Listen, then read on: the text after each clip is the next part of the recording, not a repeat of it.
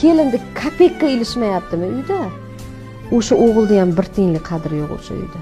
O'g'ilda gapi ham nol, qadri ham nol. Uni birdek ko'rishadi bir. Sen nima bilarding-chi, ravazingni, shunaqa narsa. Hurmati yo'q u uyda.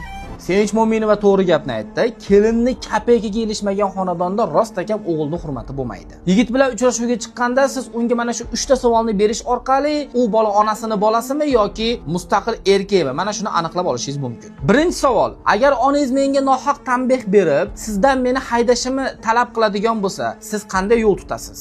Agar yigit onam nima desalar shu bo'ladi, ona bitta desa, demak, u hali hayotini onasi boshqarayotgan bolakay bo'ladi. U sizni hech qachon himoya qila olmaydi. Ikkinchi savol: to'ydan keyin ichki sirlarimizni, oramizdagi urushlarimizni onangizga aytasizmi? Agar u onamdan yashiradigan sirim yo'q, baribir ular biladilar deb bahona qilsa, bilingki, u uyga ayg'oqchi bo'ladi. 2 kunda sizni butun urug' aymog'iga yomon otliqqa chiqarib bo'ladi. Uchinchi savol: oilada oxirgi qarorni kim qabul qiladi? Sizmi yoki ota-onangizmi? O'sha paytda yigitni yuz tuzilishiga qarang. Agar yigit duduqlanib, ko'pincha onam hal qiladilar desa, demak, u o'z hayoti uchun mas'uliyatni ola olmaydigan boqmanda. O'sha uyda uni ham, sizni ham qadringiz bo'lmaydi. Qizlar, sevgida ko'r bo'lib kelajagingizni kuydirmang. Oilaga emas, bolakayga xotin bo'lishdan qo'rqing.